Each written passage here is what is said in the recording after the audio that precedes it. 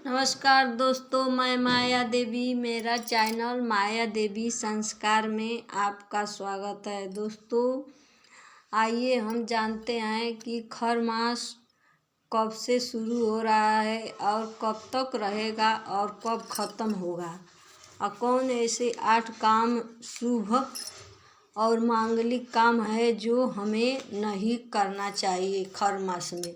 ये वर्जित माने गए हैं हमारे जीवन में। तो दोस्तों, खर मास 2024 में 14 मार्च दिन गुरुवार से शुरू हो रहा है और 13 मार्च दिन शनिवार को ख़त्म हो जाएगा। यह खर मास फाल्गुन मास के शुक्ल पक्ष की चतुर्थी तिथि से शुरू होकर चैत मास के शुक्ल पक्ष की पंचमी तिथि तक रहता है और पंचमी तिथि को समाप्त हो जाता है।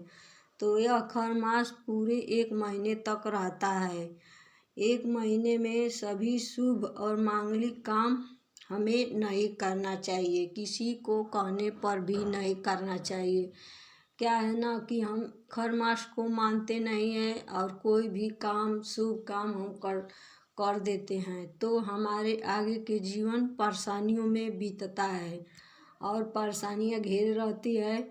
तो हम किसी ज्योतिष पंडित के पास भागते हैं और अपनी कुंडली दिखाते हैं कि हमारे जीवन में क्यों परेशानियां आ रही है। तो दोस्तों, खर मास को ज़रूर मानें और इन नियमों का जो वर्जित काम है वह हमें कभी नहीं करना चाहिए, कभी न करें, क्योंकि हमें आगे के जीवन परेशानियां से बितानी पड़ती है। तो इन बातों का ज़रूर ध्यान दें।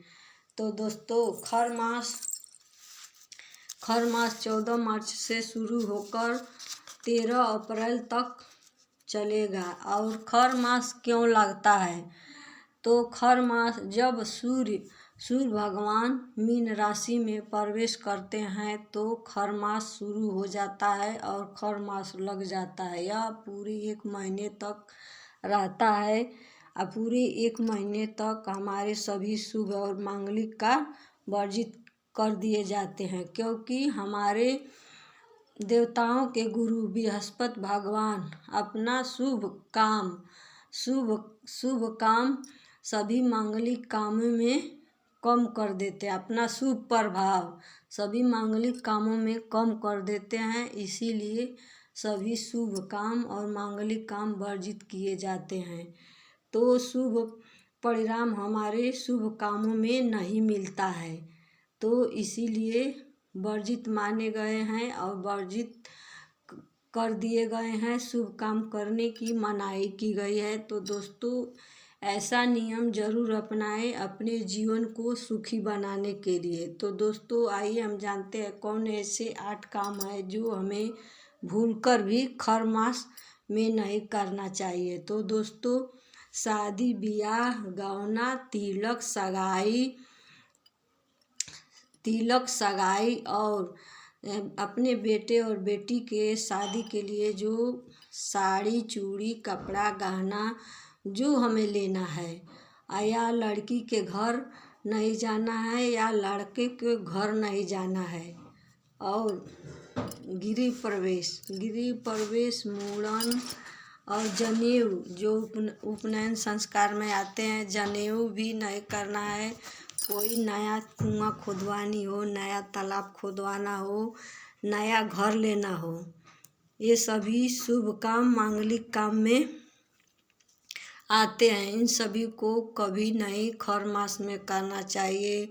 क्या है, हम कर देते हैं और उसका परिणाम हमें शुभ नहीं मिलता, उसका परिणाम खराब ही मिलता है। हमारे जीवन में परेशानियां घेरे रहती है और हमारा जीवन सुखमय नहीं बीतता है।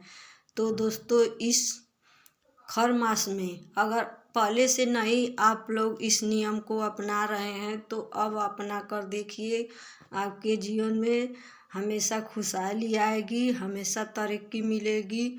और दोस्तों, हमारा वीडियो कैसा लगा हमारे चैनल को सब्सक्राइब ज़रूर करें और लाइक करें और कमेंट करें।